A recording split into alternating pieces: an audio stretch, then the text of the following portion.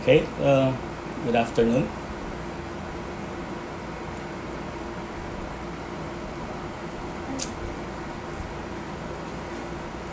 Good afternoon, everyone. This is Dean Gemy Lito Festin of Polytechnic University of the Philippines, or PUP College of Law. I hope you are all safe and healthy.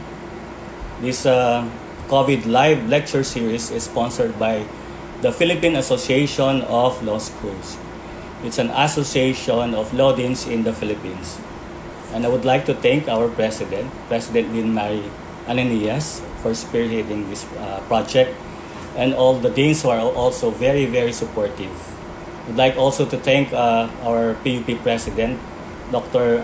Manuel Muhi, and our Vice President for Academic Affairs, Dr. Emmanuel Guzman, for allowing me to lecture and supporting also the Philippine Association of Law Schools project. Before we start, let me share to you what is in my heart. These are times of uncertainties. There's much confusion and insecurities. We worry about a lot about our families and our loved ones. And even as our deans are not spared of this feeling and emotion. So just look at your Facebook and you know what I mean. But we set it aside and we give you this project because we believe in you and in your dream of becoming a lawyer. Make the most of your time. There's no shortcut in becoming a lawyer. And we want you not to lose your vision. You can become a lawyer, okay, mind you. So just have the proper attitude and don't allow the fears to grip into your hearts. Because for us, had we allowed it, then we would not have this lecture series and we'll just worry about everything. But we would like you to know that we are here to support you, that we deans are here for you. So before we start in prayer, I would like to start in prayer. Allow me to quote to you the promise of God written in the Holy Scripture. For I know the plans that I have for you, declares the Lord, plans to prosper you, not to harm you, plans to give you hope and a future. So God has a plan for us. Yes, hope, and you have a future, and you will prosper. So let's bow down our heads and let's pray. Lord, thank you for this opportunity. Thank you for this day. We pray that you will give us wisdom, knowledge, and understanding as we discuss criminal law, common types of questions, and also possible sources of answers in criminal law. And we thank you for this day. We glorify your name. In the name of Jesus Christ our Lord. Amen. Yeah, so we start. Well, most of you know me, but not in criminal law. So you have my book in special proceedings and or also the arbitration law or the alternative dispute resolution. But you know, criminal law is my passion. Okay? You have your handouts. I hope you've read it, and exercises also. So I'm not really fond of lecturing here at the small cell phone screen in my room. So pwede ba lecture type na lang, tutorial type na lang ang style natin? It's like advising or tutoring you kung pwede. Okay? So let's see. Let's start. Usually, if the question is situational, okay lang if it's X, Y. Basic. Sana nakikita nyo. Basic. X and Y. X is the accused, Y is the victim. So, what crime did X commit against Y? Very basic lang yan. Okay? dapat, ngayon, kung gugustuhin natin, mas medyo complicated ang tanong, X, Y, and Z as against A. Okay? X would be a minor, Y of age, Z would be the son of A. This is the father. So they killed they have murdered the father. So intent to kill, there's a qualifying circumstance of treachery.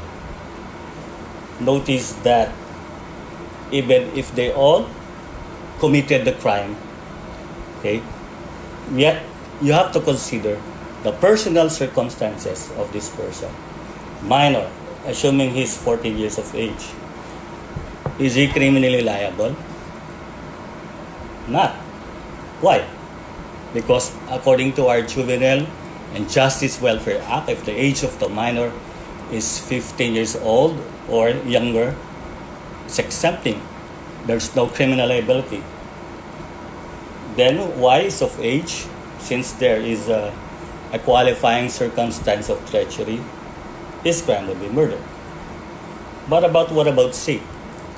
The son of F. It's not murder. What is the crime? It's parricide. Right? So you can glean from here, the consequences are different because of their circumstances as well as their relation with the offended party. So let's complicate this more. X, Y, Z. Okay, these are the offenders. And you have A, B, C, the victim. Sana nakikita nyo. So, A, pahirapan natin, A would be a person in authority. Okay, B would be the minor, and C would be of age. And X, Y, and Z. The X and Y killed A, Z killed B and C. Labo-labo na sila. Diba?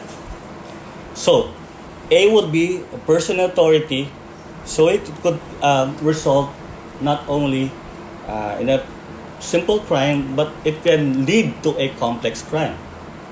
If he's killed, if he's murdered, it could be a complex crime of murder with direct assault. Kung minor, it could be related also to the anti-child abuse law. Okay? So, ganun. This is what we will be discussing later on.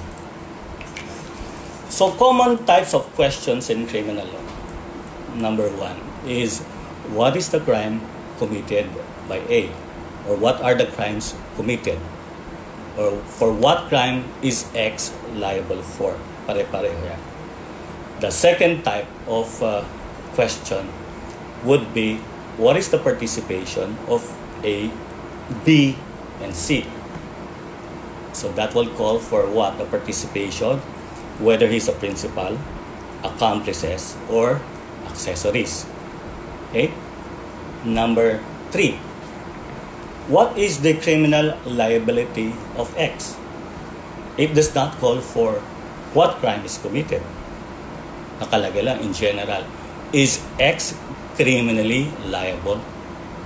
It will probably fall under Article 4 of the revised penal code.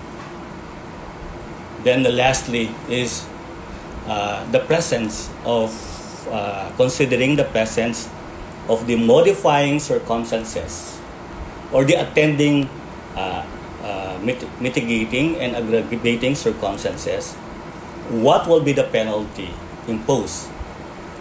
or applying the indeterminate sentence law or ISLAW, what is the penalty to be imposed? So yun.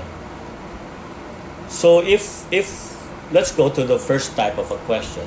What crime is committed, or what are the crimes committed, or for what crime is X liable for?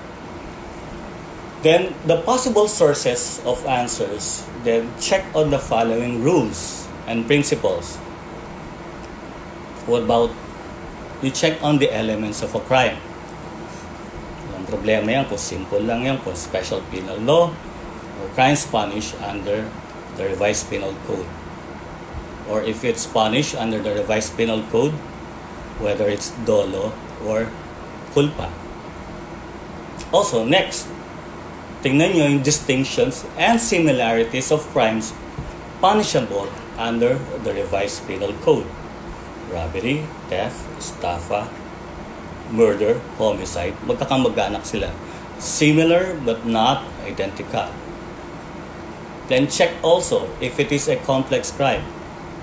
You know what a complex crime is. Diba? Compound complex crime and complex crime proper. We will discuss that lengthily later on. Number 5, also this you've got to remember the distinction between crimes punished under the RPC and the special penal laws. Or probably, pag tinanong kayo, is there a crime committed? No crime is committed. Why? You check on the justifying and exempting circumstances. In these two instances, diba, there is no criminal liability. Exempting like minority or insanity. Or perhaps you consider also certain principles. In nullum, crimen nulla, poena sine lege. There is no crime when there is no law punishing such act. Sumasagot kayo yung pala. Walang crime committed because there is no law that punishes that particular act. Or perhaps we apply the theory of absorption. Sa rebellion, diba? Common crimes are committed in furtherance of rebellion, then it is absorbed with the crime of rebellion. And check also on Article 332. If the crime is theft, estafa, malicious mischief, committed by particular relatives, spouse, ascendants, descendants, the brothers and sisters living together, or brothers-in-law, brothers or sisters-in-law living together, or widowed spouse also, then that could be an exempting circumstance. No criminal liability. Now check also on the characteristics of criminal law. The generality principle, the territoriality principle. The crime, there's a crime committed, but the crime is outside the jurisdiction of the Philippines. It's in another jurisdiction or prospectivity. Also, you check on whether there's instigation. No criminal liability in instigation. Also, check on the stages of the crime. Pag sinabing what crime is committed, dalawang factor yan. The crime itself or the stage of the execution. And the stage of the execution. Is it an attempted homicide? Is it a frustrated homicide? Or consummated one? So you've got, it should be within your fingertips. The differences between these three. So yun ang possible sources of answers if that is asked. Then, if you check on the situational essay type of questions, the question B, what is the participation of A? How about B? How about C? That means to say, you have to recall the persons criminally liable under Articles 17, 18, 19, who are the principals. accomplices, as well as the accessories. Another common bar question in criminal law: is X criminally liable? It does not ask for what is a crime committed, but in general, is X criminally liable? It will fall under Article 4. Why? Because Article 4 speaks about how criminal liability is incurred. So it could result into what? Paragraph 1 or paragraph 2. Paragraph 1 speaks about proximate cause, which should also result in error impersonate, aberratio ictus, and praeter intentionem. Okay, the second paragraph of Article 4 speaks about impossible crime. These are, of course, there are also other common questions. Ito lang ang apat ng common, pinaka-familiar. Considering the presence of the attending or modifying circumstances, what is the penalty to be imposed against X? Or applying the indeterminate sentence law, what is the penalty to be imposed against him? So you've got to remember the disqualifications on the indeterminate sentence law. Of course, also the importance of determining the minimum as well as the maximum term of the indeterminate sentence. Recall also, because ang ISLAW is both applicable to crimes punished under the revised penal code as well as the special penal law. So you've got to recall the rules under the SPL as well as the RPZ. Of course, do not interchange the disqualifications of ISLAW from that of probation. On probation, there are also certain disqualifications. And when does it apply? So we go to the first question. What crime is committed? What are the crimes committed? What crimes did X commit? Or for what crime is X liable for? Sabi natin, you check on the elements of a crime. So, for example, if it's robbery, theft, or piracy, what is the intent? Common element. There's intent to gain, right? What about murder and homicide? There's intent to kill. So it's not correct to say that in homicide there's no intent to kill. No, pareho sila. There's intent to kill, except that in murder, of course, you have the presence of what we call as qualifying, aggravating circumstances. When you talk about rebellion, the first thing that should come into your mind, what is the intent? To overthrow the government. In coup d'etat, to seize or diminish state power. In illegal possession of firearms, or even in illegal possession of drugs, illicit drugs, what is the common element? Animus possidendi, or intent to possess. In estafa, of course, there are two types of estafa: abuse of confidence and deceit. What is the common element? There's damage, or intent to cause damage as well. In malversation, what is the common element? What is the element? There is misappropriation of public funds committed by a public officer. What about selling of prohibited drugs? Selling, yung kanina possession, now it's selling. You've got to prove the object, consideration, and the delivery. So kahit may payment without delivery, wala pa siyang selling. But in addition to that, it's the corpus delicti. Presentation of the corpus delicti, the illicit drugs taken from the suspect and presented in court. So that is where the chain of custody would apply. The court has to be assured that the illicit drugs taken from the suspect is the same drug that was presented in court.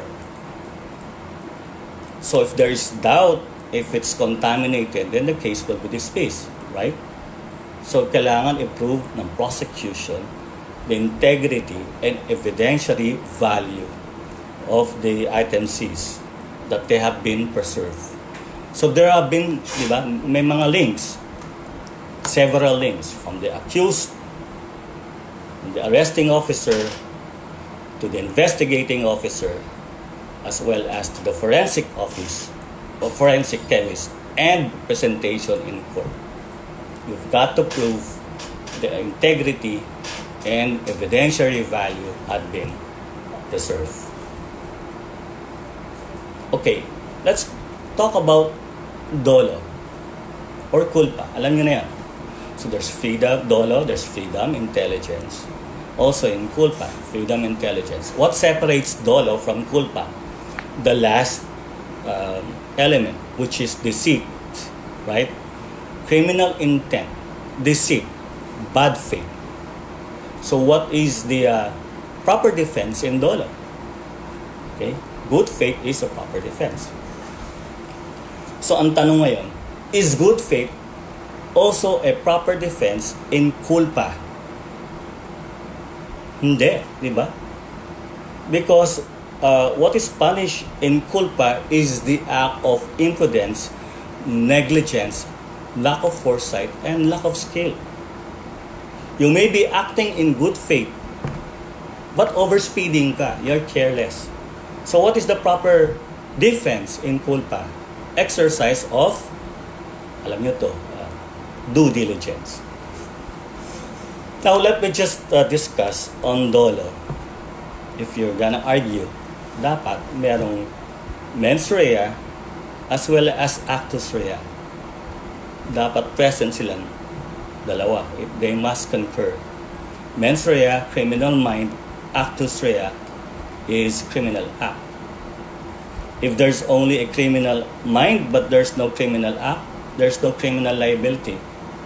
No internal acts. You can think of any crime for as long as there is no overt act, there is no criminal liability. There is criminal act but there's no criminal mind, no criminal liability. How does it happen? Okay, if a child 10 years of age stabbed and killed his classmate, 10 years old, is there a crime committed? Yes, there's actus rea. Is there mens rea? None. Because there is no criminal mind. Because under the Juvenile and Justice Welfare Act, if the age of the minor is 15 years old or less, then there is no criminal liability. Now you check, as I mentioned a while ago, on the distinction of and similarities of crimes punished under the RPC. But I think we have an exercise. Let's go. Sana you have your exercise also. Your copy of the exercise. So there's a bar question. Dolo. X purchased from Y, owner of a grocery store merchandise. He signed a promissory note for the amount of 500 pesos, 5,000 pesos, okay, on payable on October 30, 2016. On the date of the maturity of the promissory note, X gave a check with a bank. The same was dishonored for lack of funds. Is X liable for estafa? So this speaks about whether the person is liable for estafa through issuance of a post-dated check. Does it follow that just because the check was dishonored is liable for estafa through issuance of a post-dated check?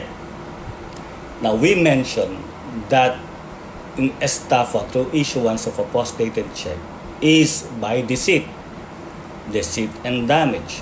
So let's look at the facts of the case. Is there an employment of deceit?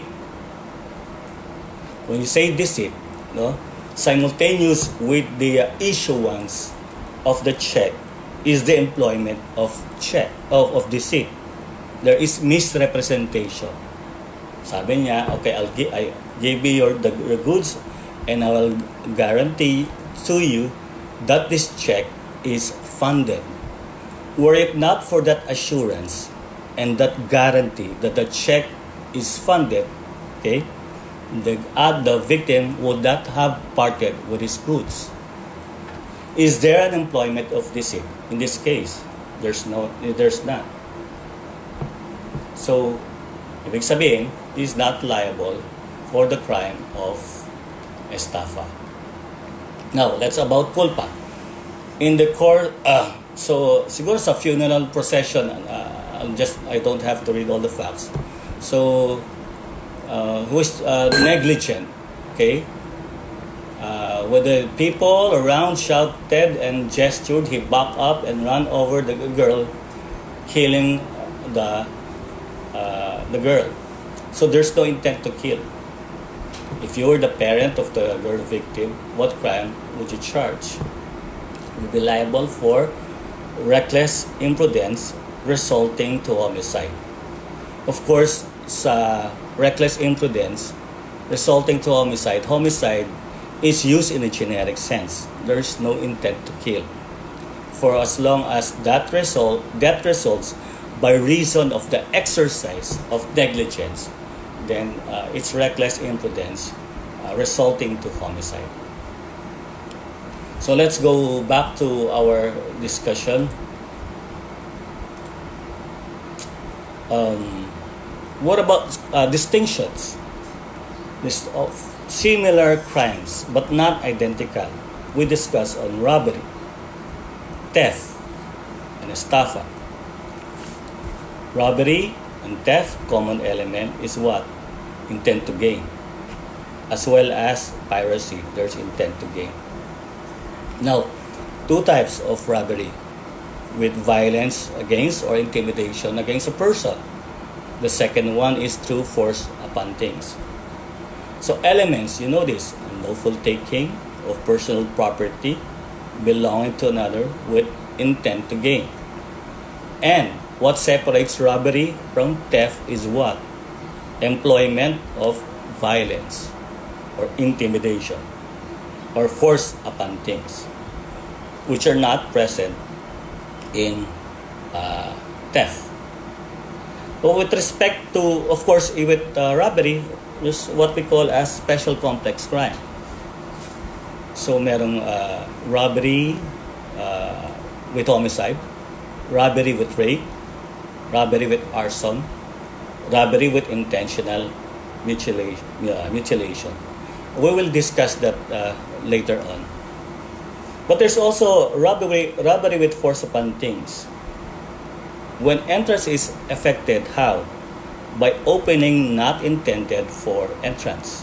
Second, by breaking the wall, roof, door, diba? The floor.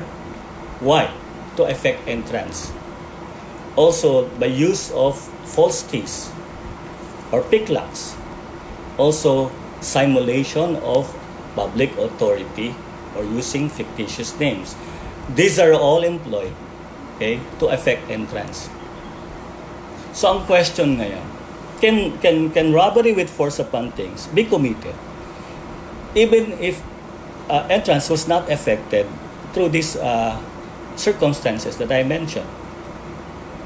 Halimbawa, invited guest siya.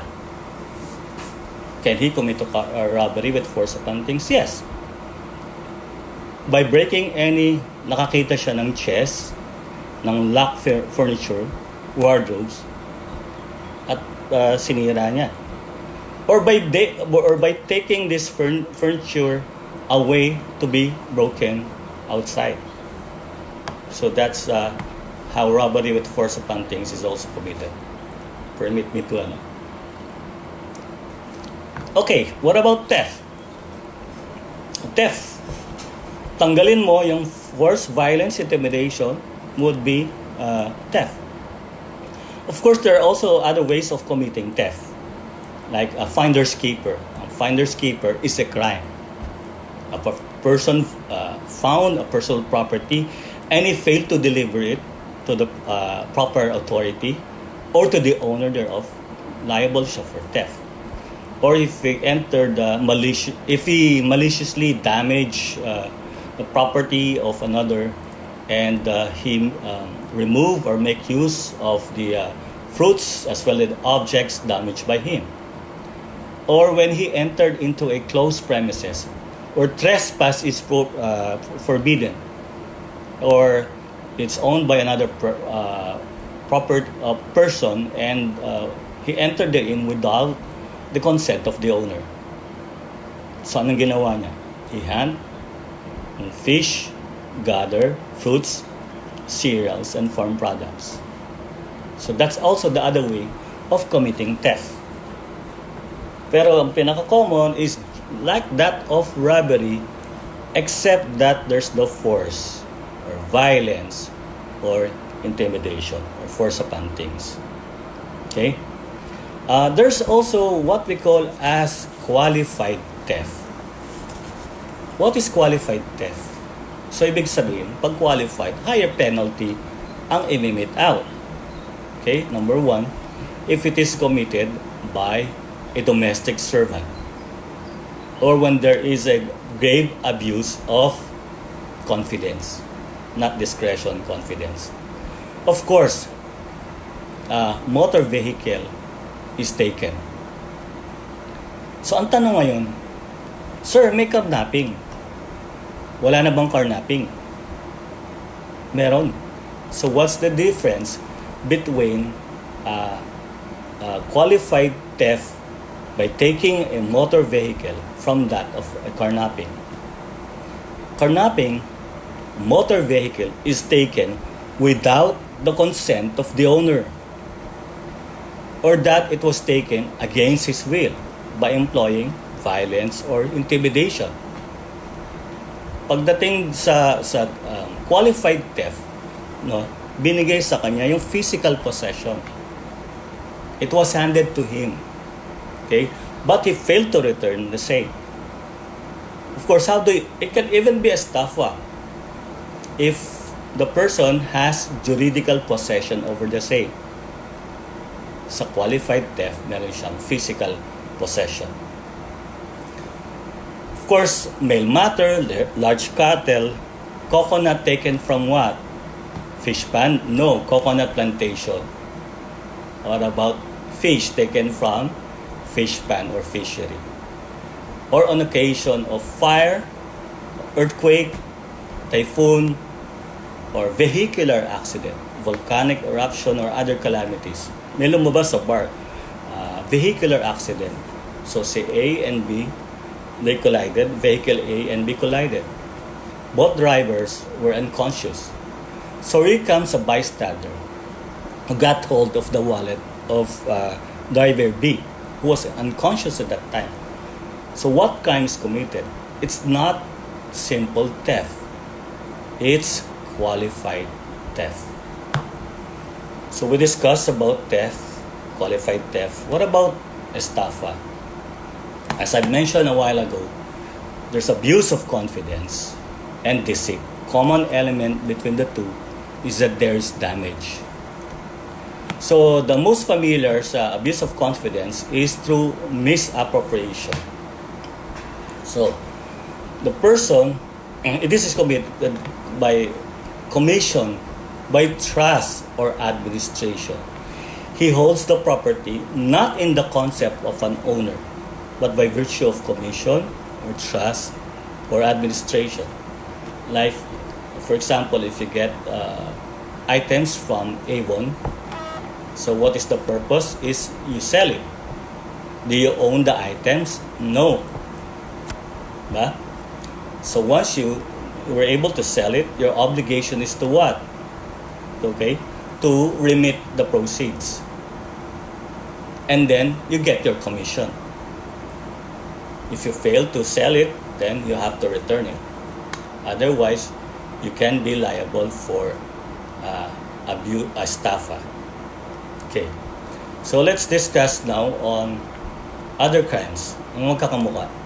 Parricide, infanticide, abortion, murder, as well as homicide.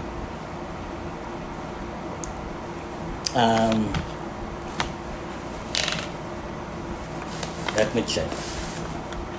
Yan. Basa nyo. Okay.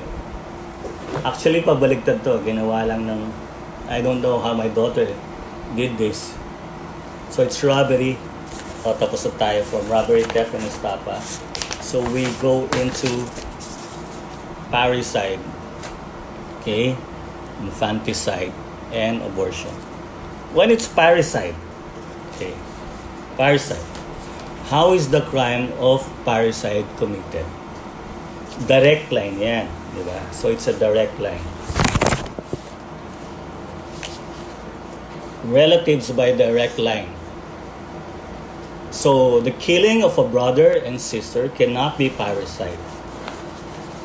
The killing of the father, the mother, the child, okay? Killing of the father, mother, child, whether the relationship is legitimate or illegitimate, is parricide. Now, how about other ascendants? Like yung grandparent mo.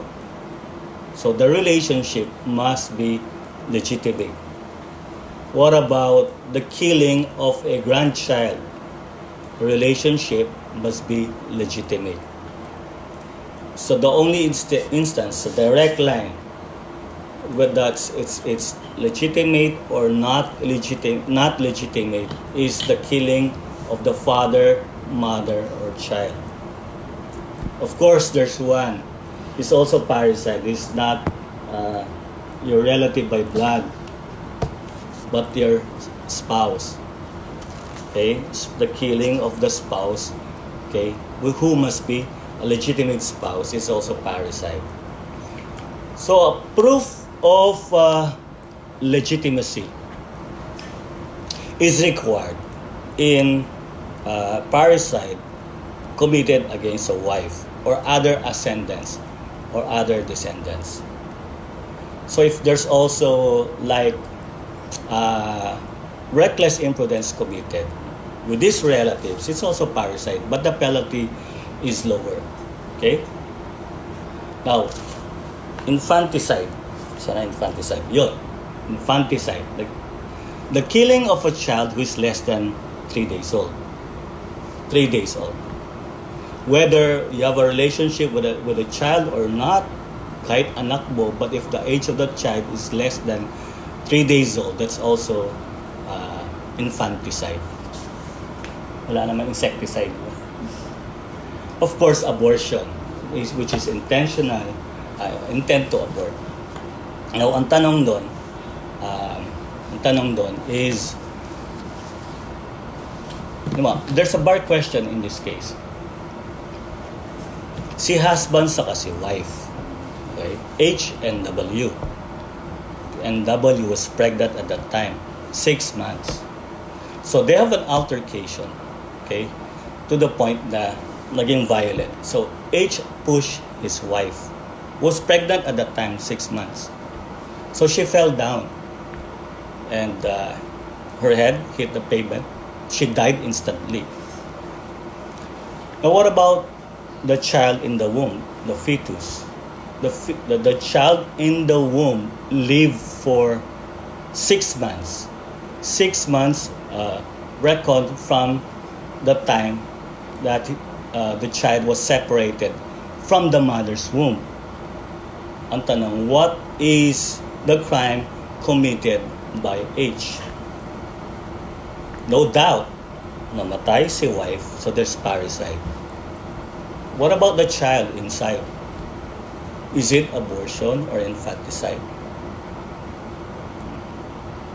Now, recall, Civil Code provision.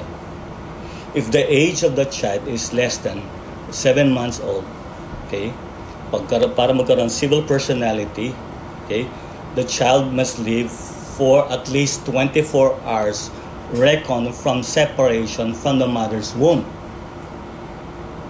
So since in this case, less than 6 months, and the child, assuming did not live for 24 hours, the child only lived for 10 hours, then the crime is a complex crime of parricide with an intentional abortion.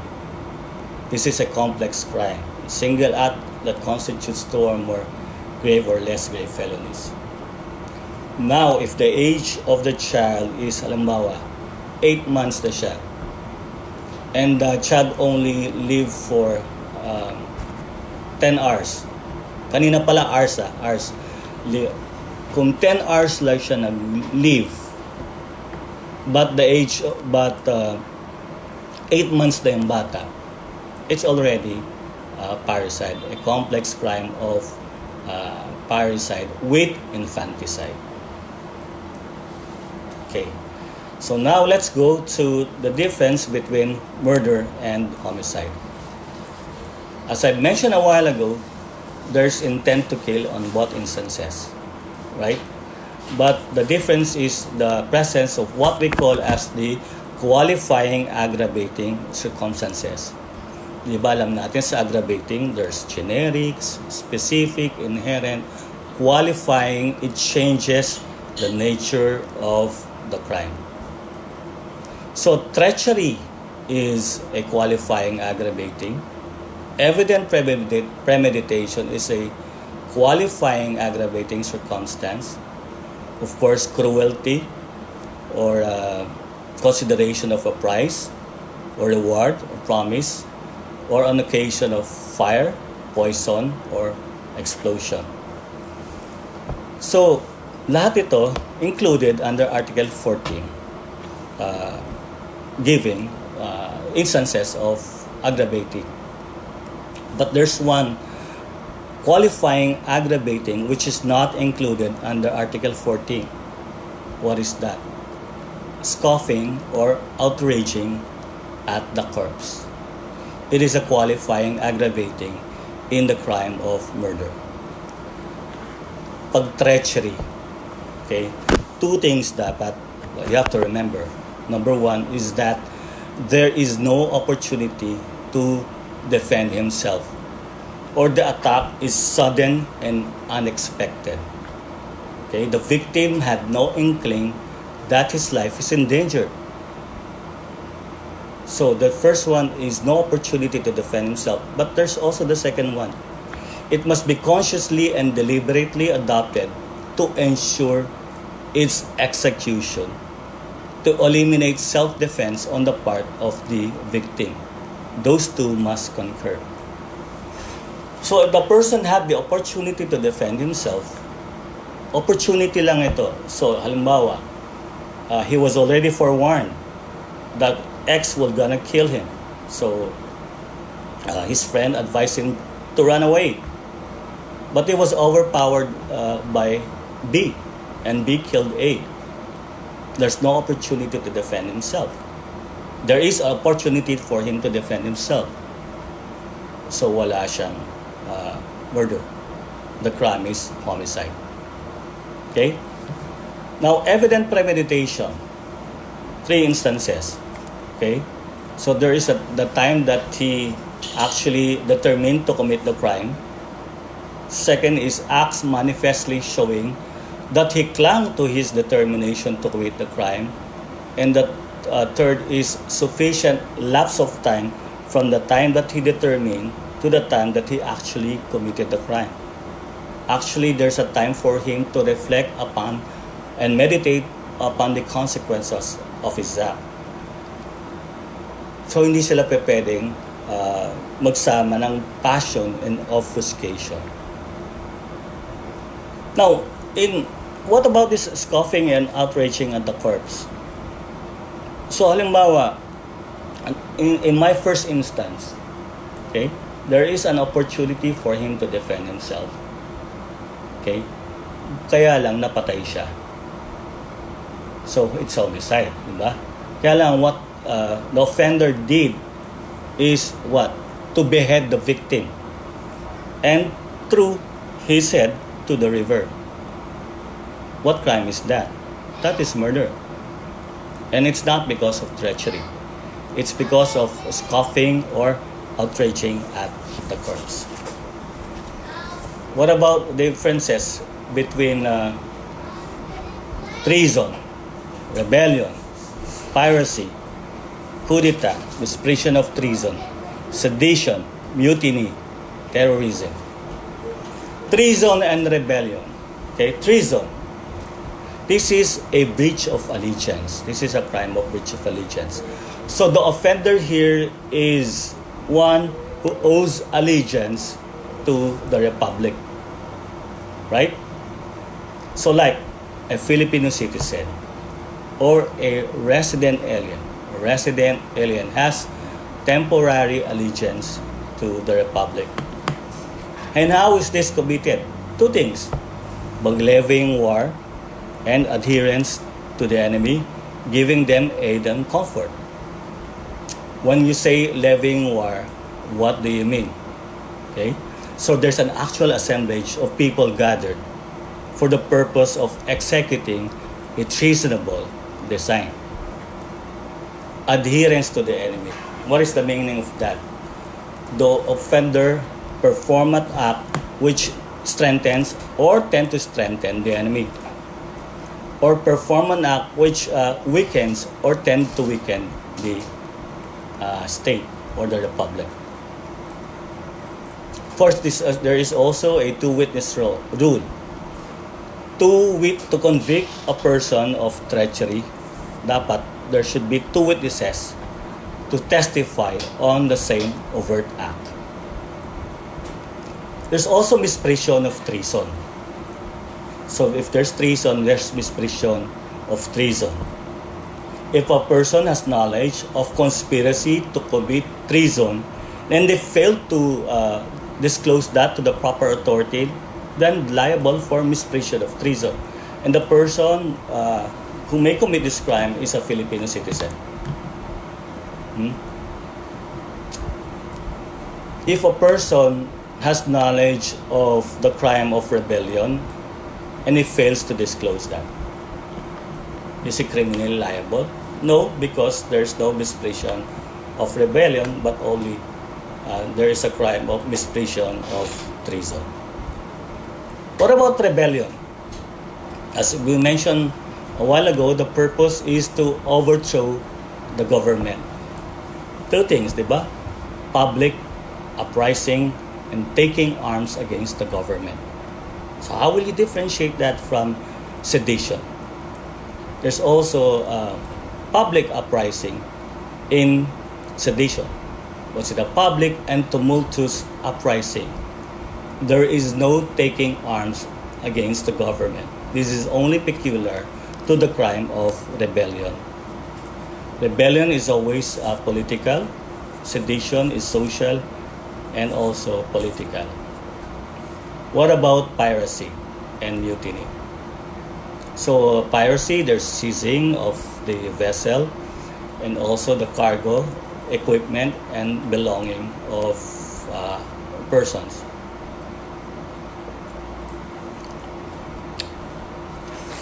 Now there's piracy in high seas as well as piracy in Philippine waters. How will you differentiate piracy from mutiny?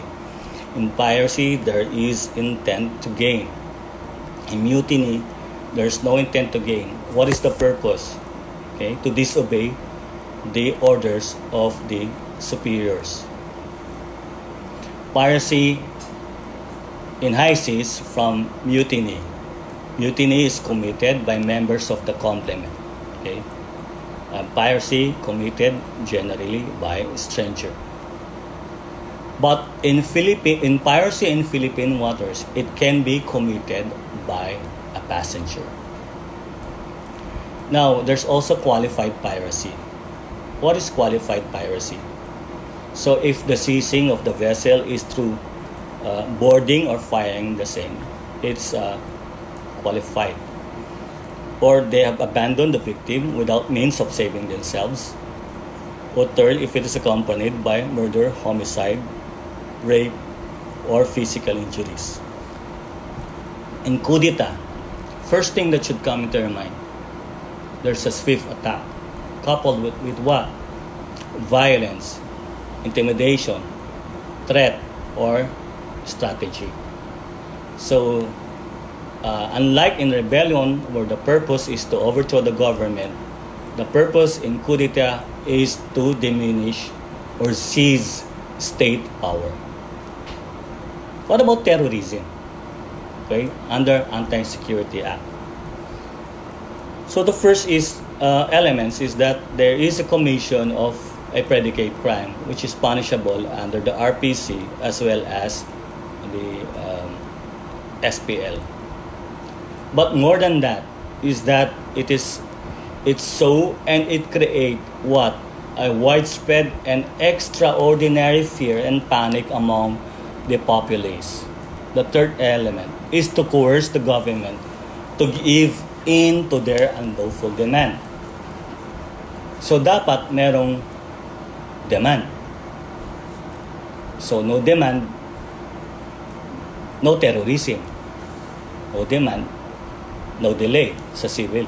Sa terrorism, no demand, okay, no terrorism. And that demand must be an unlawful one. So it's really hard to prove terrorism. What is widespread and extraordinary fear? Wala pang definition with respect to exact. Now, what about complex crime? Diba? Complex crime. I think there are questions with respect to distinctions and similarities in the same.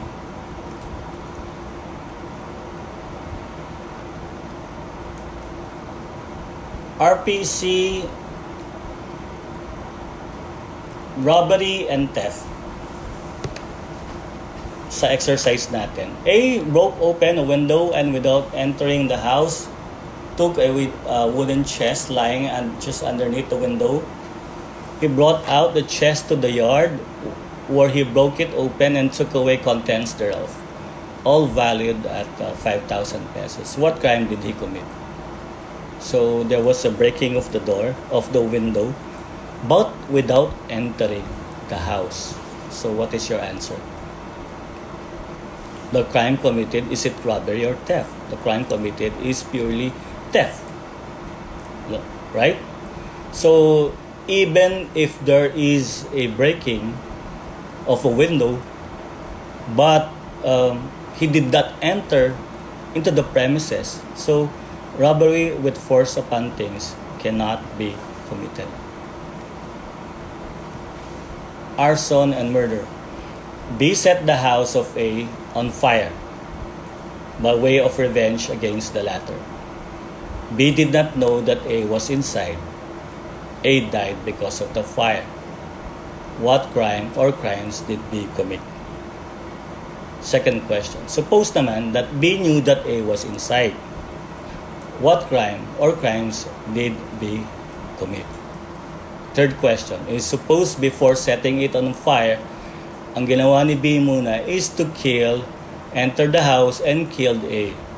And then to conceal the house, then B set the fire on fire to hide the body of A. What crime or crimes did B commit? First question, B would be liable for what? The crime of arson. Special crime of arson with homicide. Somebody died, so the penalty is higher. If B knew that A was in the house when it was set on fire, then the crime is murder. Fire would now constitute as a qualifying circumstance in the crime of murder. If B killed A before the house was set on fire, then two crimes were committed. Murder and arson.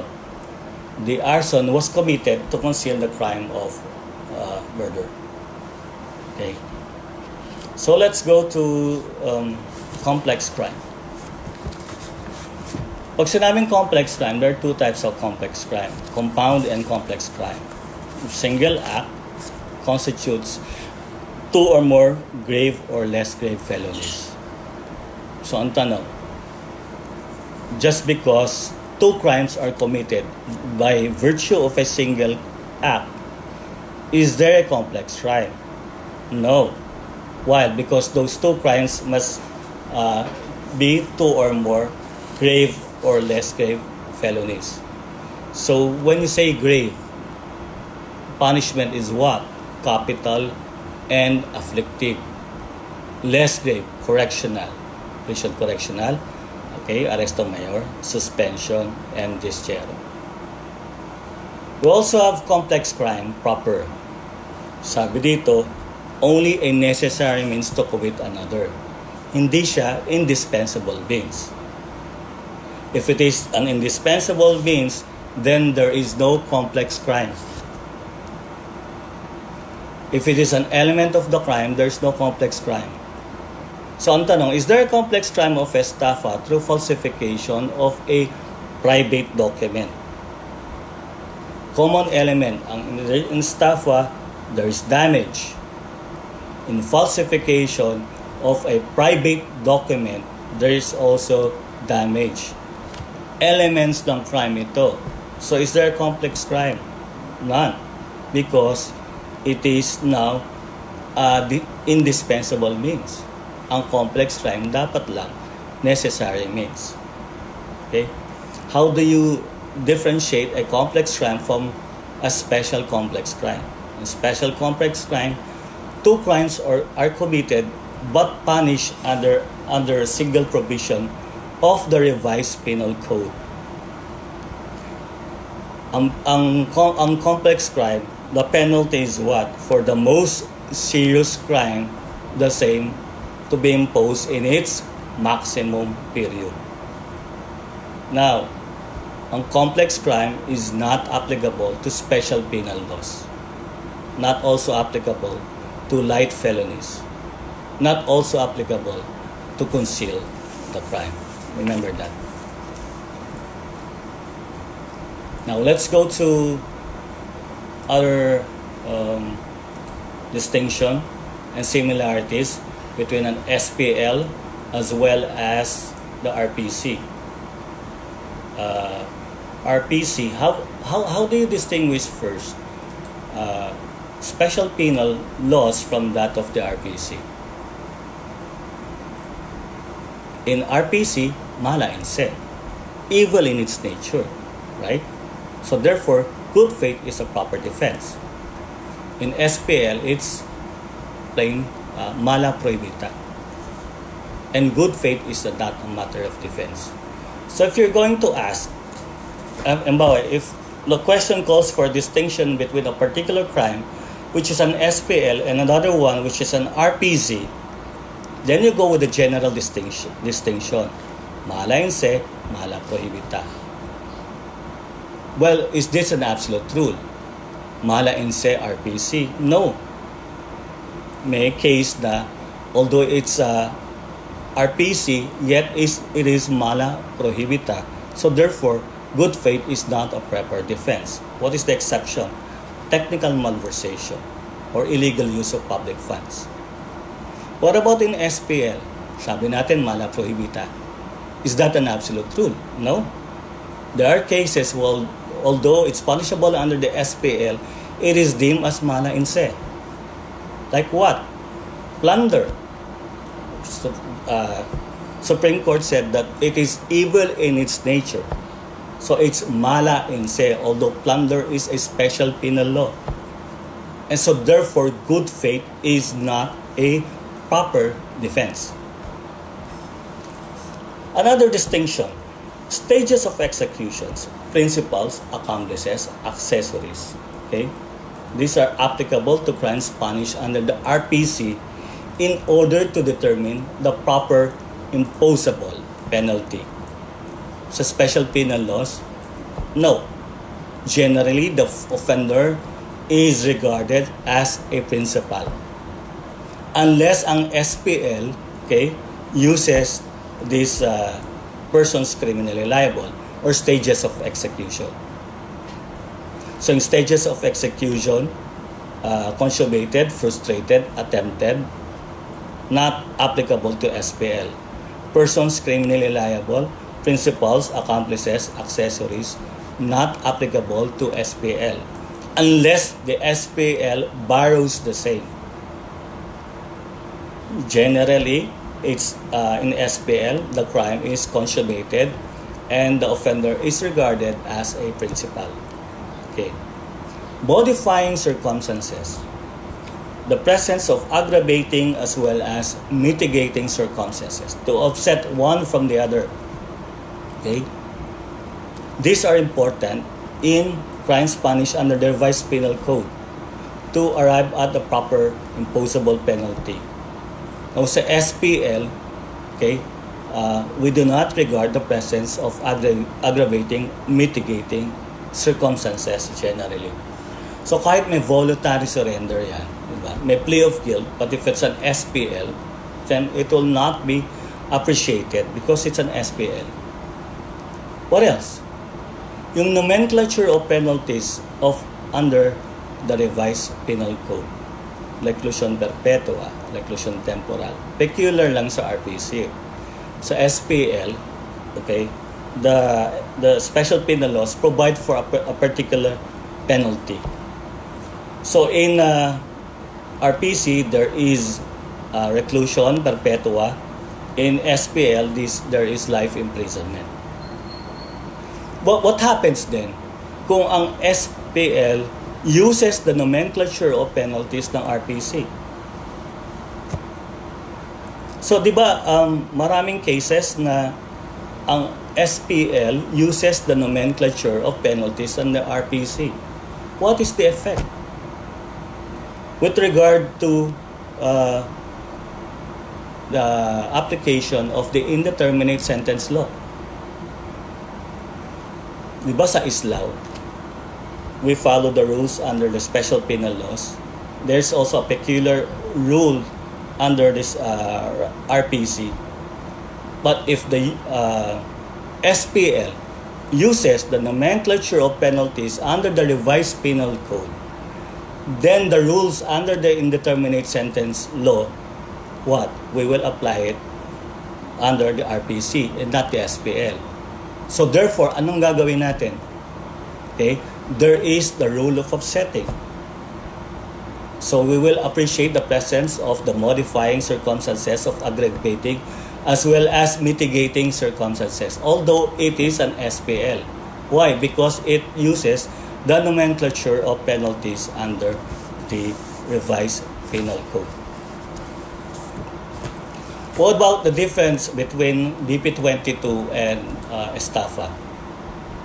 BP22 and estafa. One is an SPL, one is an RPC. Mala inse, mala primita. But basic, in BP22, okay, he's given 5 banking days to pay in full the obligation or to make an arrangement in full. In estafa, 3 days lang. Now, ang tanong, is it just because ba when a check is presented before the bank and it was dishonored, ipso facto BP22 is committed? No. Kailangan bibigyan siya ng 5 banking days within which to pay or to make an arrangement to pay. Notice of dishonor. Okay? Notice of dishonor. So if this is not proven, if the notice of dishonor is not personally received by the accused, then there's no BP22.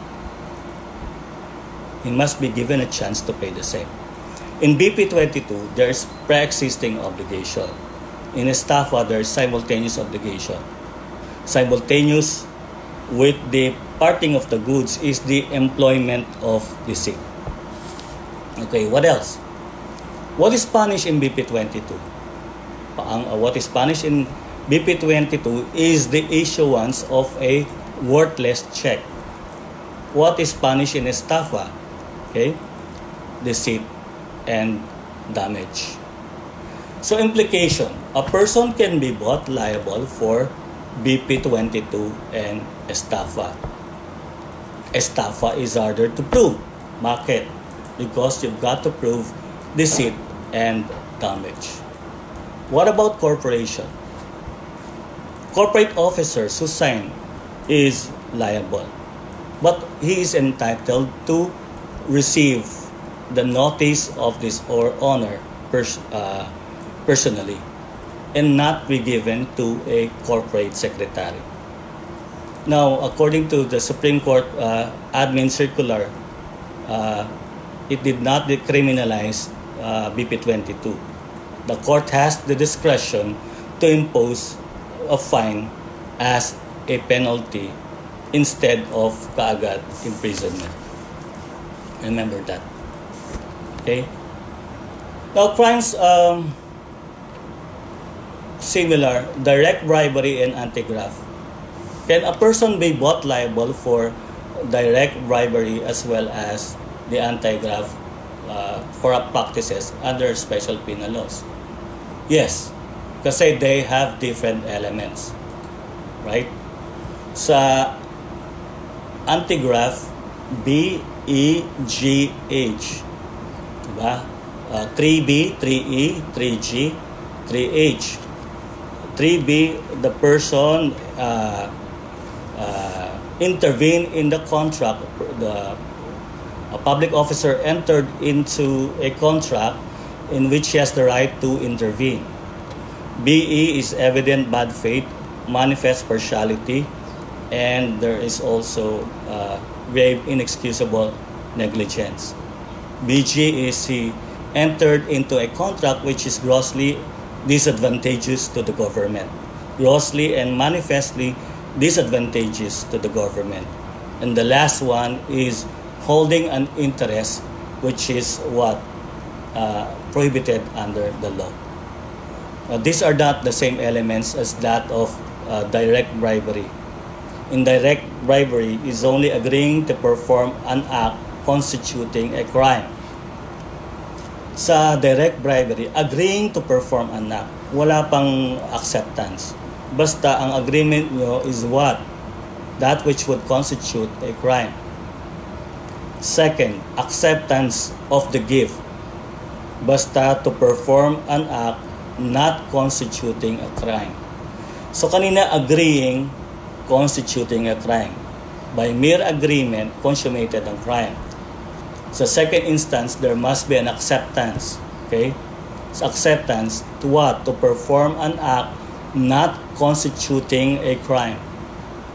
The third one is acceptance of the gift to refrain the public officer from doing something in which it was his official duty to do.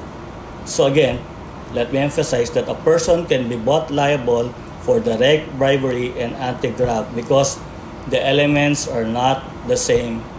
One is an ISPL and one is under the revised penal code. So also, there could probably no crime committed kasi justifying. One is an exempting. Anong pa similarity between the justifying as well as the exempting circumstances? There's no criminal liability to both. Except that in justifying, there's also no civil liability. In exempting, there is civil liability as a general rule. So justifying no criminal as liability, no civil liability except avoidance of evil, which is provided under paragraph 4. Avoidance of greater evil, there is civil liability. What about in exempting? No criminal liability, but there is civil liability. Is this an absolute rule? There are two exceptions where there is no civil liability in exempting under paragraph 4, which is what? Accident. Paragraph 7, which is what? Insuperable cause. Insuperable cause. Okay? So like minority and insanity, there's no criminal liability. If the age of the child is 15 years old or younger, no criminal liability. If it's above 15, below 18, without acting without discernment, then there's no criminal liability as well. Insanity, except if the person acted during lucid interval like now. Okay. Yun. So, meron din mga chances are that the crime is not punished under the revised penal code. Like there's no misprision of rebellion. You have knowledge of what? Conspiracy to commit rebellion, but you fail to disclose it to the proper authority. Is there criminal liability? Wala. Kasi walang crime na nagsasabing misprision of rebellion. Okay? There's also absorption. Rebellion absorbs other common crimes in furtherance of rebellion. So there's also instigation, and under Article 332 is theft, estafa, and malicious mischief. If committed by spouse, ascendants, descendants, okay, widowed spouse, brothers and sisters, if living together, there's no criminal liability. Now, once you know already the elements of the crime, then you check also the stages of execution, whether it's consummated, frustrated, or attempted. Diba? The crime is frustrated homicide. The crime is attempted homicide. So you got to know what is attempted and frustrated. Of course, you know the internal acts. Okay? External acts. Internal acts are not punishable. External acts are not punishable as well. Okay? If it is a preparatory act, it's not punishable. Acts of execution is punishable. Now, what is the difference between a frustrated and from attempted? In a frustrated, the offender had performed all acts of execution. In attempted, offender had only commences the commission of a crime directly by overt acts, but did not perform, okay, all acts of execution. So what's the difference between the two? Sa attempted, he did not perform all acts of execution.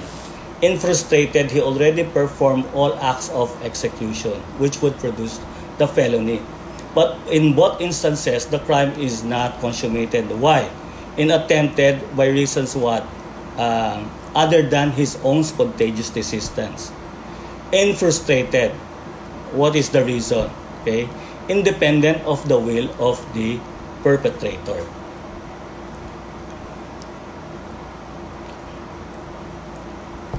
So, pagka A pointed his gun against B and he missed, what is the crime committed?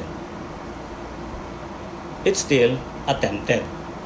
Halimbawa, attempted homicide. If A pointed his gun against B, tinamaan yung kamay niya, what is the crime committed? It's still attempted. Because there's something remains to be done. It's not consummated. Hindi napatay yung tao. With respect to frustrated, okay, he had already performed all acts of execution. So the wound inflicted is what? A mortal wound. It's a fatal wound. So if A shot B on the vital parts of his organ, okay, that's frustrated. Now, the person did not die. Why? Because he was brought to the hospital. Because of timely medical attention. Were it not for the intervention of the doctors, then B would have died. In that case, we can say that he already performed all acts of execution. Okay? So, in these instances, halimbawa, si husband at si wife. Si husband, okay, hindi niya na-love si W. Okay, he planned to kill his wife. So, he's a physician. So, nagbigay siya ng poison sa glass ni W. May poison. Pero, may poison. So, ano nangyari? So, nangisay si wife in his presence. So, naawa si husband. Kasi minsan niyang minahal si wife, di ba? Saka, magulang din siya, mother din siya ng kanyang mga kids. So what he did is to employ what? An antidote to the poison. So the wife survived. So ang tanong ngayon, okay, is he liable for attempted or frustrated parricide? So we check on the attempted. Check on the attempted. He or did he not perform all acts of execution? He did perform all acts of execution. So wala nang attempted. Okay, was it consummated? So kung frustrated siya, was it consummated? Okay? No, because the W survived. Is it dependent or independent of the will of the perpetrator? It is dependent upon age. So there's no attempted as well as no frustrated parricide. So the crime is merely what? Physical injuries committed. Okay? So tatandaan nyo mga yan. Now, ano pa? What is the participation of A, B, and C? Principal by direct participation, principal by inducement, principal by indispensable cooperation. So sa principal na yon, tatandaan nyo, direct participation, tatandaan nyo, if kung merong conspiracy, all will be liable for all the co-conspirators are liable as principals by direct participation. So ang tanong is mere conspiracy punishable? Mere conspiracy is not punishable. Okay? Unless there is a law that punishes the same. Conspiracy to commit rebellion, sedition, coup d'etat, among others. Bawa, si A and B conspired to murder X. Tomorrow, A will drive his car bringing B to the place of X. And B is assigned to kill X. The following day, only B appeared and killed X.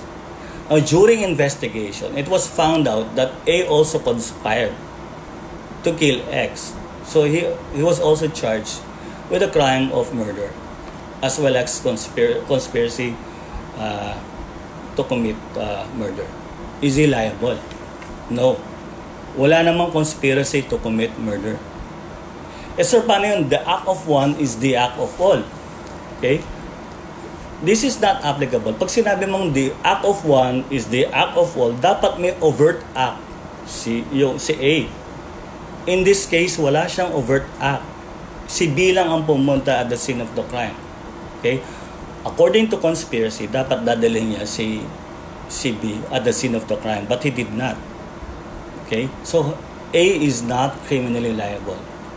So, when you say the act of one is the act of all, lahat dapat he performed already his act pursuant to the plan or pursuant to the conspiracy. A, B, and C conspired to rob X.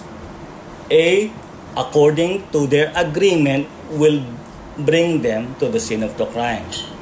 B will be the lookout. C will be the one who will rob the house. Okay. Sabi ni A, when charged, sabi ni A, hindi. I only drove them at the scene of the crime. Hindi naman ako nagnakaw. So, dapat si B lang ang personally liable. Okay? Is that applicable? No. All of them would be liable for robbery because it was the act of one and the act of all. It was in pursuant to the agreement. So, they're also liable only for the crime that they conspired to commit. Liable only for the crime that they conspired to commit. So if his act is not part of the agreement, then he will not be liable. Except pag special complex crimes, robbery with homicide, robbery with rape, robbery with arson, robbery with serious physical injuries. Why? Because in this special complex crimes, okay, it has its own peculiar rule. May peculiar rule siya. By reason or on occasion of robbery, somebody gets killed, then all of them will be liable for robbery with homicide, although the killing is not part of the agreement. Because there is a special provision provided under the IN. So yung robbery with homicide, hindi ibig sabihin that there's intent to kill. Whether it's intentional or not, it's still robbery with homicide. There is no robbery with murder. Robbery with homicide pa din yan. Because it happened before, during, or immediately after the robbery. Dapat lang at the onset, sa simula pa lang, there is intent to rob. And somebody dies before, during, or immediately after the robbery. Okay?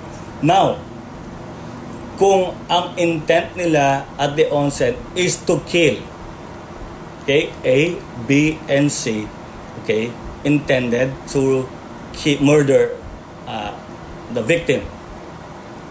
And then as an afterthought, yung isang co-conspirator, okay, stole and robbed the jewelry box of the victim. There is no robbery with homicide. So what shall we apply? A person is only liable for the crime that they conspired to commit. All of them will be liable for robbery, but for killing, which is the crime that they conspired to commit. But for robbery, yung co-conspirator lang ang liable. Siya lang ang gumawa nun, but not all the rest. Again, a person is liable only for the crime that they conspired to commit. Okay? Exception is if it's a special complex crime. Robbery with rape, robbery with homicide, etc. Okay? So, sa robbery with rape, somebody was raped by reason or on occasion of robbery. Although rape is not part of the conspiracy, lahat sila magiging liable for robbery with rape. Now, inducement, alam nyo na yun, indispensable cooperation. Indispensable is cooperation must be indispensable. Otherwise, the crime would not have been committed. Now, ang accomplices, you just remember that in accomplices, okay, there's no conspiracy. Kung may conspiracy, principal yan. In accomplices, he only cooperated with the commission of the crime by previous or simultaneous acts. And remember this, his participation is less than that of the principal. Hindi dapat pareho or greater than that of the principal. If the wound inflicted by the principal, by the person is a mortal wound, and the wound inflicted by the principal is also a mortal wound, pareho lang sila. So he's not an accomplice, but he would be a principal. Well, accessories, three instances profited from the commission, profited. And also, second, he concealed or destroyed the body of the crime. Second, if he concealed or harbors or seized in the escape of the principal. So dapat, di ba, ang hinarbor niya at ikinonceal niya ay inassist niya is a principal, not an accomplice. Pag accomplice yan, walang accessories. Now, you've got to remember also who are the persons who assisted the principal. If he's a private person, na dapat limited lang ang ginawa ng principals. TPMA, treason, parricide, murder, attempt of the life of the chief executive, or he is known to be habitual delinquent. Pag public siya, any crimes committed by the principal, for as long as there is an abuse of his public position. Of course, there are exempted. under Article 20. Diba? Mga spouse, ascendants, descendants, etc. But if they profited from the effects of the crime, then they will not be liable as an accessory. Now, perhaps they're not liable, but they can be liable for a special penal crime, which is what? The anti-fencing law. So, under the anti-fencing law, walang exception. Anyone who buys or sells, deals with an object or an item subject of robbery or thievery will be liable for the anti-fencing law. For as long as he knows or he should have known that it came from the proceeds of robbery or theft. So if you're able to buy a brand new book in RPC costing it's a Rex bookstore, it costs around 2,500, and you were able to buy it only at 200 pesos, brand new, liable ka for anti-fencing law. You've got to, yun. So, let's go about on Article, halimbawa, ang tanong, is X criminally liable? Is X criminally liable? Pwedeng Article 4 siya. Diba? Hindi naman specific crimes. How? Paano nag-apply Article 4? By committing a felony, although the wrongful act done be different from that which he intended. Okay? The first paragraph pertains to intentional felony. So, dolo lang siya. Hindi siya mag-a-apply sa ibang, sa culpa or sa special penal laws. A person is liable for the direct, natural, and logical consequences of his unlawful act. Now, if we perform a lawful act, then he's not liable kahit may namatay siya. Kasi he's performing a lawful act. Dapat ang lawful act lang. Is liable for the direct, natural, and logical consequences of the same. So, pag error impersonate, dapat two persons are present at the scene of the crime. A believing that it was B. A intended to kill B. Pero ang pinatay niya, si C, believing that it was B. Okay? Sa aberratio ictus, there is lack of precision. Tatlo ang present at the scene of the crime. Si A, si B, at si C. Binaril ni A, si B. The bullet ricochet, it was C, who was hit. 3 persons. Sa error impersonate, 2 ang present. Okay, praeter intentionem, the resulting injury is greater from that which they intend to commit. Now, impossible crime. Impossible crime by performing an act which will be an offense against persons or property. So, this is only applicable to persons and property. Okay? Secondly, dapat it should not constitute a crime punishable under the other provisions of the revised penal code. Okay? So there's legal impossibility. There's also physical impossibility. You cannot kill a person who's already dead. So A intended to kill B, believing that B was already is still alive, but unknown to A, okay, B was already dead beforehand. Why? Because he suffered heart attack. So sinaksak niya si B. Patay na pala si B. So that's an impossible crime. But if A knew that B was alive at that time, there's no impossible crime. Okay. So we go into the other. We can already discuss penalties. Okay, we will be discussing on the indeterminate sentence law. So pagtanong, considering the presence of the attending modifying circumstances, what is the penalty to be imposed against X? Or applying the indeterminate sentence law, what is the penalty to be imposed? So dapat alam nyo ang islaw. importance ng Islaw from that of probation.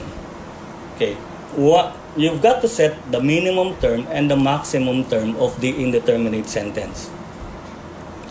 Why?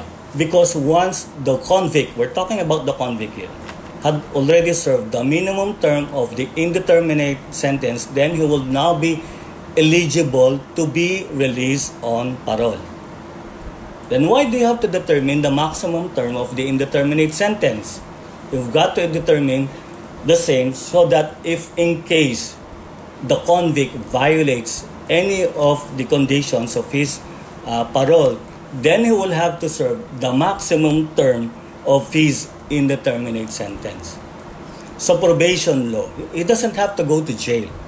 He only have to what? To report to the probation officer and meet the conditions of his probation. So magkaiba silang dalawa. Okay? So hindi may imprison sa probationer. Let's go to Islaw.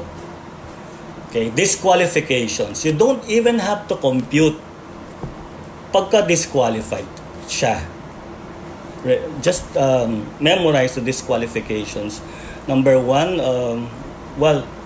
the penalty imposed is a death, reclusion perpetua, or life imprisonment. Remember that sa indeterminate sentence law, it is both applicable to what? RPC and special penal laws. Okay? Tandaan yun. Of course, he's been convicted of treason, lahat ng treason, misprision of treason, conspiracy to commit treason, rebellion also is a disqualification, piracy is a disqualification, if he is a habitual delinquent, or if he escaped from imprisonment or from his sentence. Tatandaan yun. Minsan, sa bar question lumabas dyan.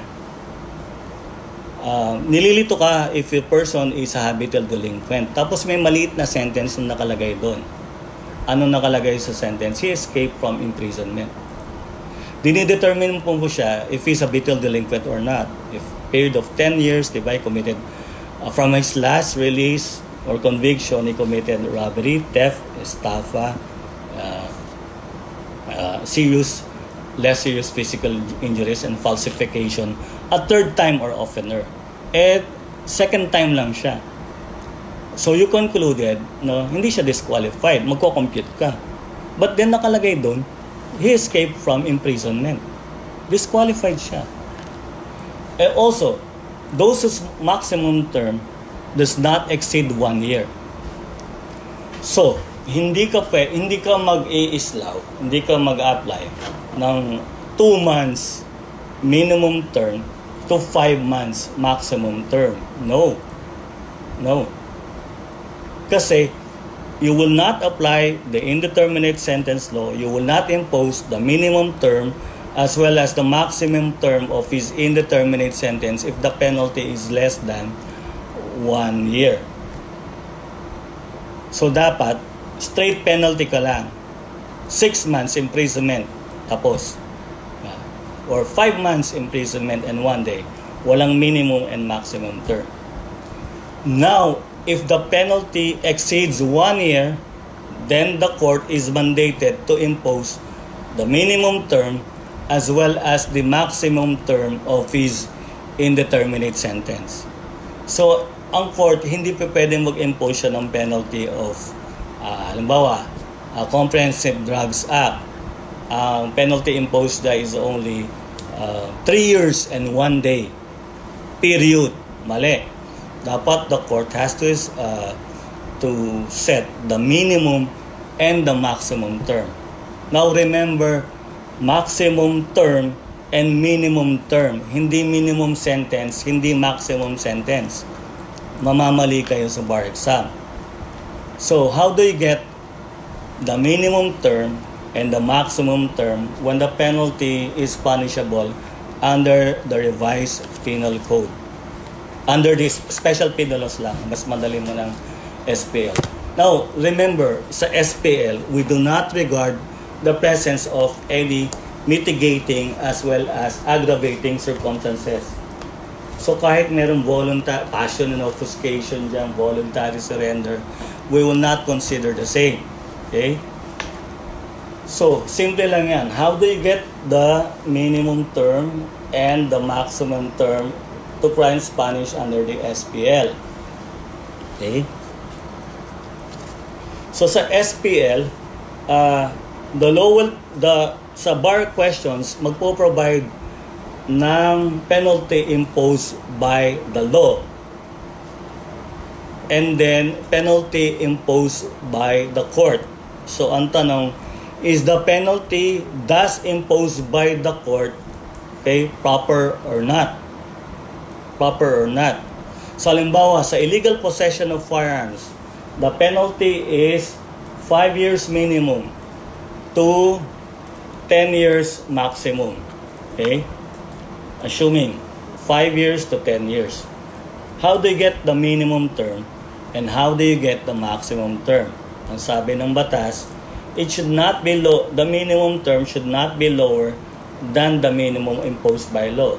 So it should not be lower than 5 years. Right? Now, how do you get the maximum term? The penalty should not exceed the maximum penalty imposed by the special penal laws. So kung 10 years yan, it should not exceed 10 years. So anywhere in between 5 years and 10 years, okay, pwede. Pwede. So walang rule of offsetting. So remember that in SPL, two things. The penalty imposed by the law. Illegal possession of firearms, 5 years to 10 years. And then the penalty imposed by the court. Is the penalty thus imposed by the court proper or not? Okay, ang tanong mo, minimum term, how do you get the minimum term? It should not be lower than the minimum sentence fixed by the SPL. Kung 5 years yan, hindi bababa ng 5 years. Again, if it's a maximum term, it should not exceed the maximum penalty imposed by the special penal law. Anywhere in between 5 years to 10 years is proper. Kung merong 11 years dyan, not proper. Kung may 4 years, 3 years dyan, not proper. So that's only simple insofar as SPL is concerned. Now let's go to the revised penal code. Sa revised penal code, how do you get the maximum term and the minimum term of the indeterminate sentence? There is the rule of offsetting. To get the maximum term of the indeterminate sentence, apply mo yung rule of offsetting. Now remember, let's discuss first. Sa rule of offsetting, anong ino-offset natin? Only ordinary mitigating from that of what? What kind of aggravating? Only generic aggravating circumstances. There are several types of mitigating. Ordinary and privileged mitigating. Which one do you use to offset generic aggravating? It's only ordinary mitigating. What do you do with the privileged mitigating? You automatically reduce the penalty by a degree, no matter how many instances of aggravating circumstances present at that particular case. Hindi maapektuhan ang privilege mitigating. So kung nakita kayo, ang age of the child is above 15, below 18, acting with discernment, baba ka agad kayo by 1 degree.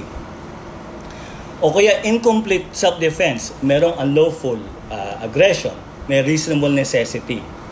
Diba, merong incomplete self-defense pag majority yon are present, except basta andun ng unlawful aggression, okay? Privilege mitigating yun.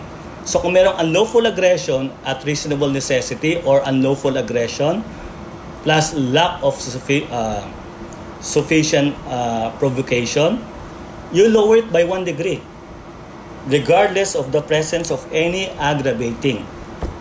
Okay? Kasi you will not apply that to the rule of offsetting. Only an ordinary mitigating circumstance. What about aggravating circumstances? Anong ginagamit natin for the rule of offsetting? Only generic aggravating. Okay? So there are several types. There are qualifying aggravating circumstances. It changes the nature of the crime. Kanina we discussed that with the crime of murder. So you do not say the crime is homicide with a generic aggravating circumstance of treachery. No. Because the crime itself is already murder. Ba? You cannot say also if it's inherent. You cannot say the person is liable for malversation with a generic aggravating circumstance of abuse of public possession. No.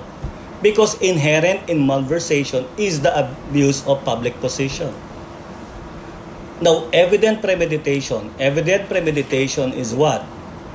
Okay, a qualifying aggravating circumstance in the crime of murder. Okay, it is inherent in the crime of robbery with force upon things. So, huwag niyong gagamitin yan.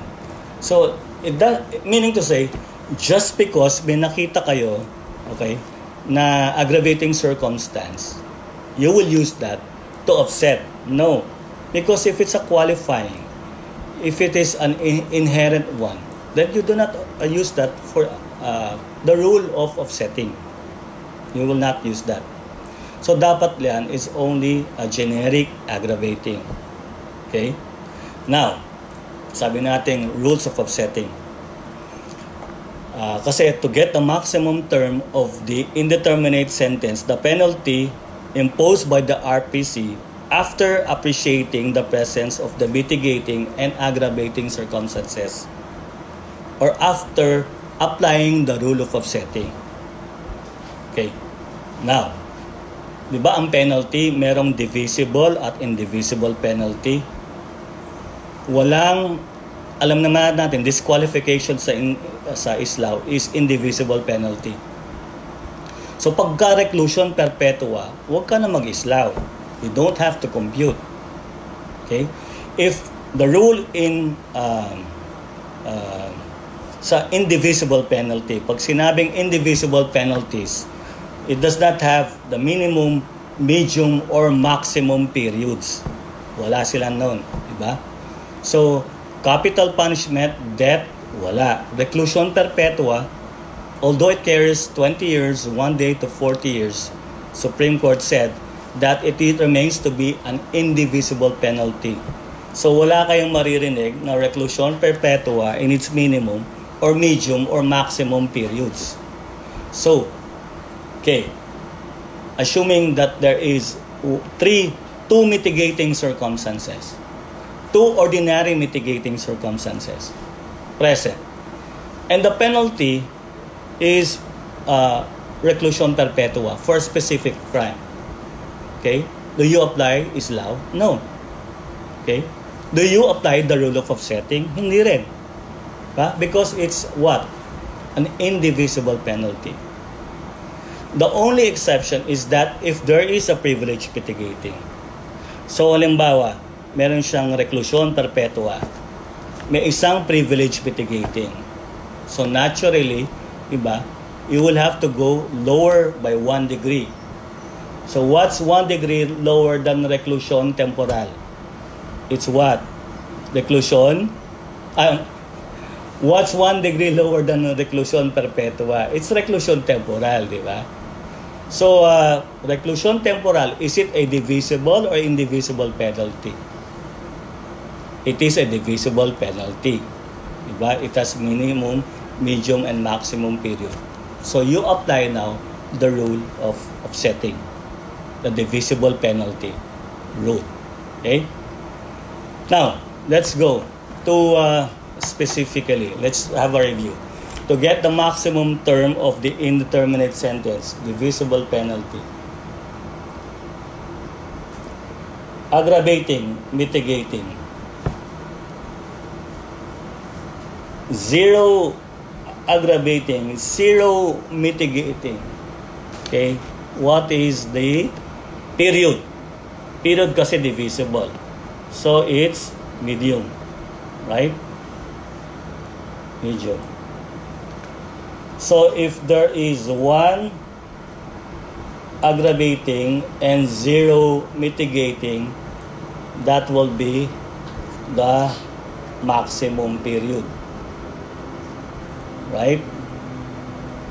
Pagka 0 aggravating, 1 mitigating, then you will impose the minimum period. So, ang common mistakes ng mga students is pag 0-0 minimum, no. Pag 0-0 medium, period. Pag 1 aggravating and 0 mitigating, maximum. Pag 0 aggravating, 1 mitigating, lower it to its minimum period. Paano, sir, if there are 2 or more mitigating circumstances? Halimbawa, 2 o 3. But there is no aggravating circumstance. What is, would it be in its minimum period? No. You lower it by 1 degree. Lower it by 1 degree. Now, ang tanong, sir, is this a privilege mitigating? Hindi siya privilege mitigating. Do not deem it as privilege mitigating. Although it only partakes of a privilege mitigating in the sense that the penalty will be reduced not in its minimum period, but the penalty will be reduced by 1 degree lower. Paano, sir? Kung 3 mitigating circumstances or 4 and there's 1 aggravating, common mistakes, ino-offset kagad nila. Gagawin nila, reduce it by 1 degree. No. The reduction by 1 degree lower is only applicable if there is 0. Okay? 0 aggravating. So if there's 1 aggravating, kahit 5 mitigating circumstances, just impose it in its minimum period. Okay? So now, if the penalty is reclusion temporal, a divisible penalty, and there are 2 mitigating circumstances as against 1 aggravating. Okay? Parang 6 lumalabas eh. There are 2 mitigating circumstances as against 1 aggravating. The penalty is reclusion temporal. How do you get the maximum term of the indeterminate sentence? Apply the rule of offsetting. So 2 mitigating circumstances as against 1. Okay? What will be the period? I-offset mo sila. That will result into minimum period. Mas marami ang mitigating. So how do you get the maximum term? It's reclusion. The maximum term of the indeterminate sentence is reclusion temporal in its minimum period. Or reclusion temporal, it's in its minimum period as the maximum term of the indeterminate sentence. Do not interchange one term from the other. Okay? Reclusion temporal in its minimum term. Okay? As the maximum term of the indeterminate sentence. So, walang problema. Okay. Assuming that the penalty is prison mayor. There's 1 voluntary surrender. There's also plea of guilt. Okay? And there's a use of superior strength. And the person is a habitual delinquent. O, determine nyo muna yung circumstances. Voluntary surrender is what? Mitigating. Okay? Plea of guilt is what? Also a mitigating circumstance. So we already have two mitigating circumstances. Okay? Use of superior threat is an aggravating. So you have one aggravating. Okay? He's also habitual delinquent. So another aggravating. So you have two mitigating, two ordinary mitigating circumstances. As against two aggravating circumstances, you offset two to two, then it will result into what? Medium period. Medium period. So what is the penalty? Prisión mayor in its medium period as the maximum term of the indeterminate sentence. Okay, sir, it's the penalty is again reclusion temporal. You have voluntary surrender. The age of the child is 17 years old, acting with discernment. The question is, determine the maximum term of the indeterminate sentence. Okay? You have to determine first the circumstances. What is voluntary surrender? Voluntary surrender is what? A mitigating circumstance. What type of mitigating? An ordinary mitigating.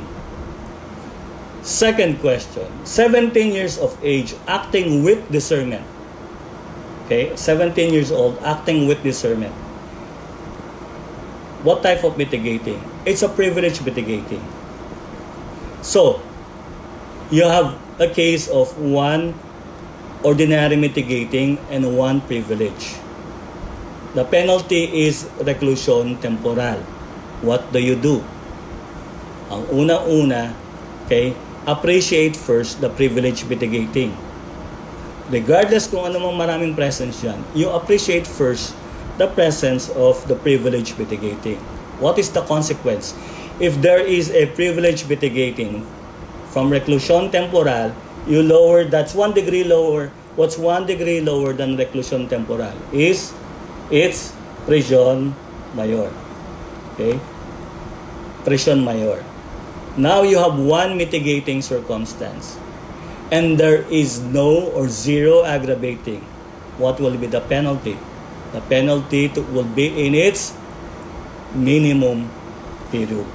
So the correct answer is, di ba, from reclusion temporal, you have one mitigating and one privilege. The maximum term of the indeterminate sentence is what? Prisión mayor, right? In its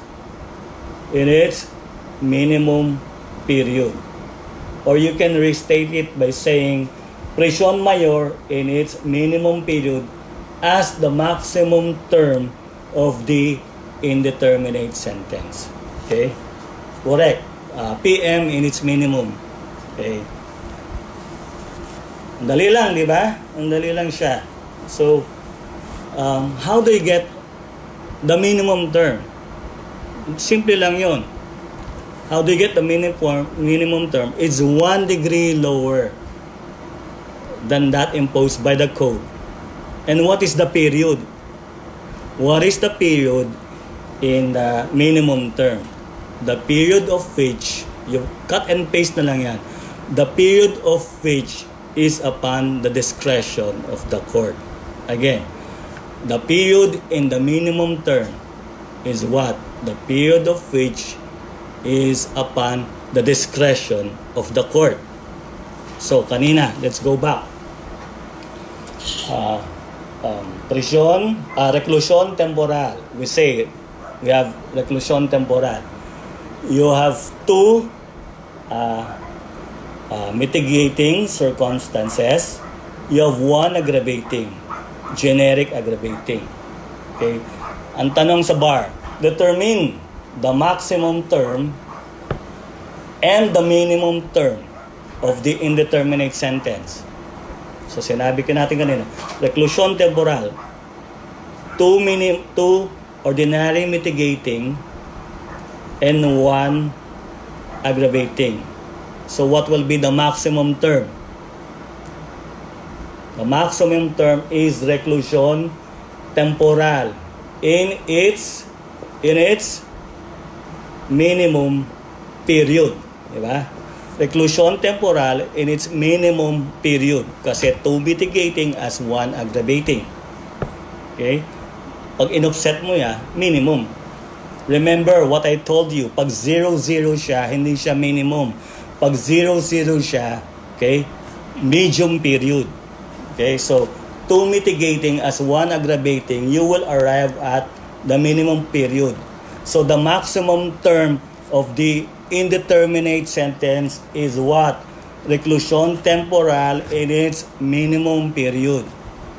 Okay, correct. Ang sabi niya ni Neil Manguera, it's reclusion temporal in its minimum period. You're correct. Okay. So now we go to the minimum term.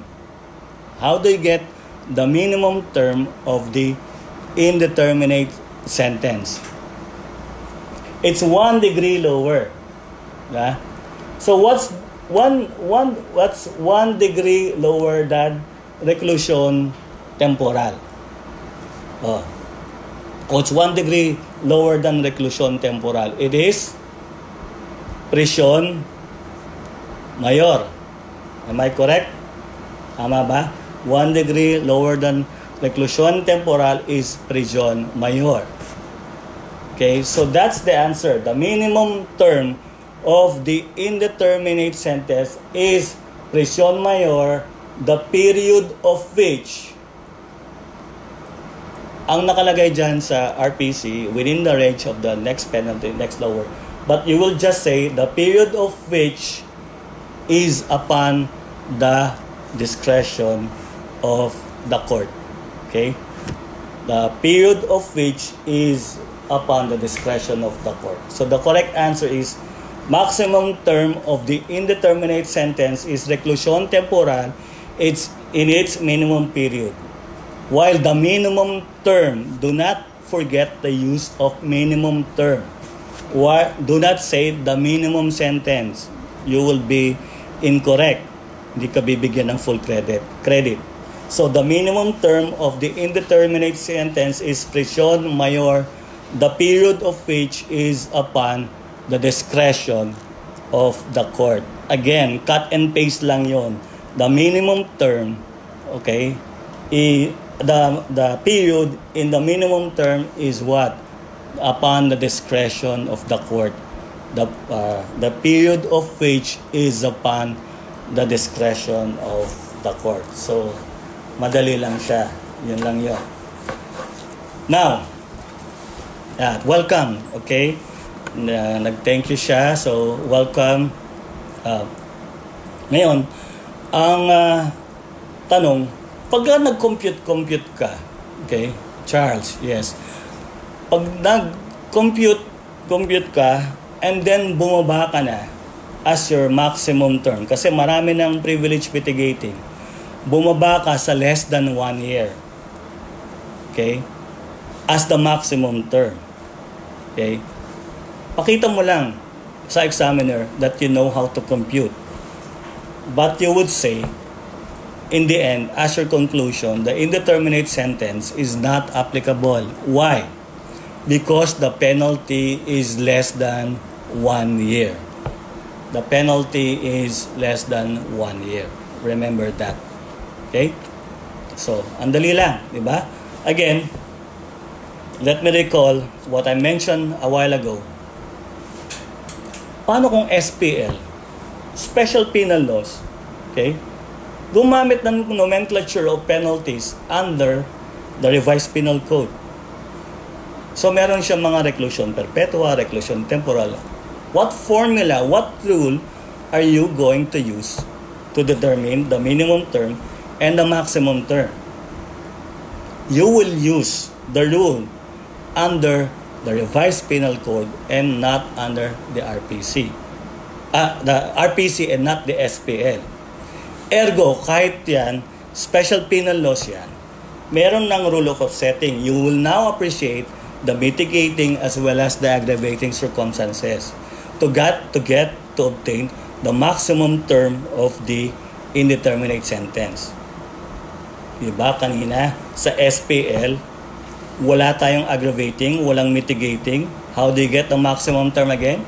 In special penal laws, okay, do not exceed the maximum penalty imposed by the special penal law. Okay, how do you get the minimum term of the indeterminate sentence? Not lower than the minimum sentence imposed by the special penal laws. Anywhere in between is proper. If it exceeds, if it's lower, then it's not proper. With the RPC, how do you get the maximum term?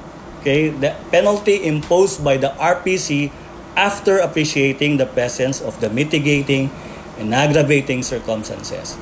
How do you get the minimum term? It's 1 degree lower than that imposed by the code. Okay, the period of which is upon the discretion of the court. Now, when I check the test papers, ang common mistakes nyo is that what? Pag 0-0, ginagawa nyong minimum. Pag 0-0, medium. Tapos, pag-check ko rin ng test papers, nilagyan ko ng 4 mitigating circumstances as against 1 generic aggravating. Ang ginawa, it lower by 1 degree. No, that's wrong. Again, let me emphasize that the lowering by 1 degree only happens when there is what? 0 aggravating circumstance. Pag may isang aggravating yan, kahit 5 pang mitigating, only in its minimum period. Yon ang common mistakes nyo. Okay. So exceeding na tayo ng 15 minutes. Last topic is about probation law. Now, probation law, as I've said, the convict need not go to jail.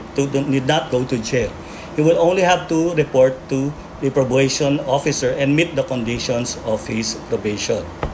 So there are disqualifications under probation. Do not interchange the disqualifications under probation from that of the RPC. Kung ang unang-unang disqualification under the law is penalty is death, reclusion perpetua, or life imprisonment.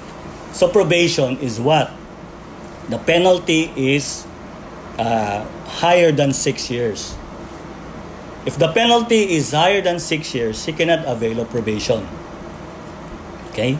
So therefore, 6 years and below qualified, okay, to avail of probation. Remember that. Okay? So, kung RPC siya, hanggang prison correctional. If the penalty is prison mayor, disqualified. Why? Kasi ang prison mayor is 6 years, 1 day to 12 years. Hindi pa pwede. Okay. What is the other disqualifications under probation? Crime against national security. A person is convicted of rebellion.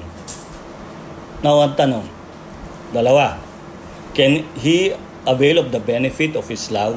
Second, can he avail of the benefit of probation?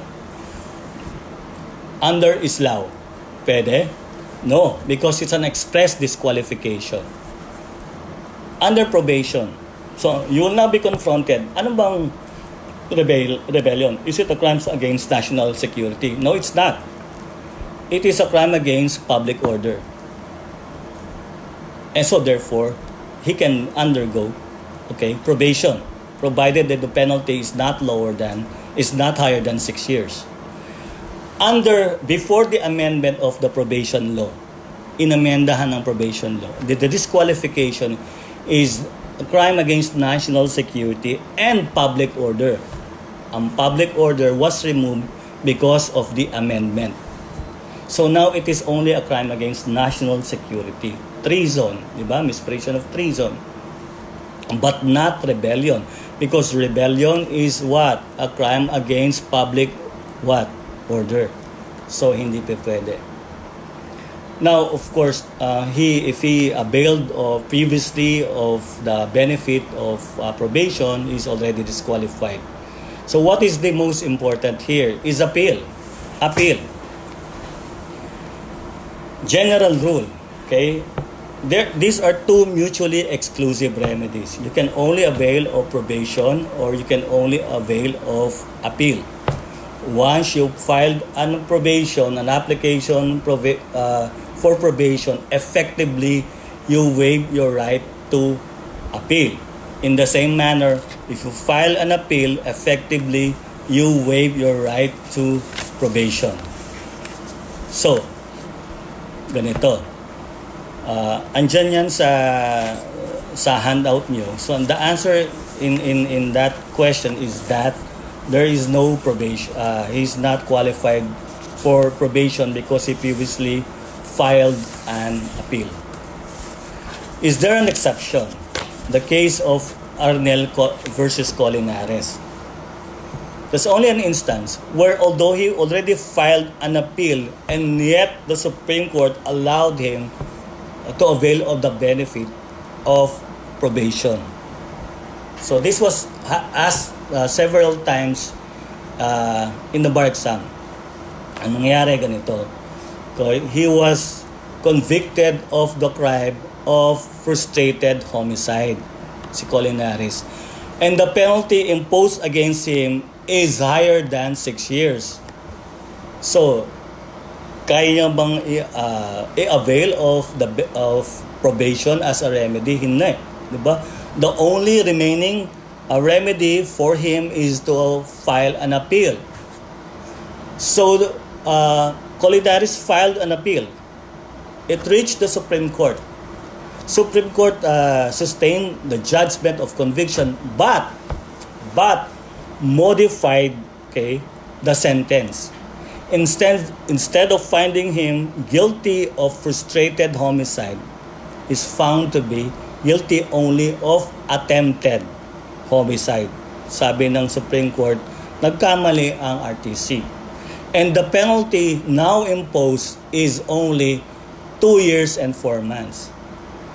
So compared with that frustrated homicide, higher than 6 years, now the penalty was reduced to 2 years and 4 months because he was only found guilty of attempted homicide.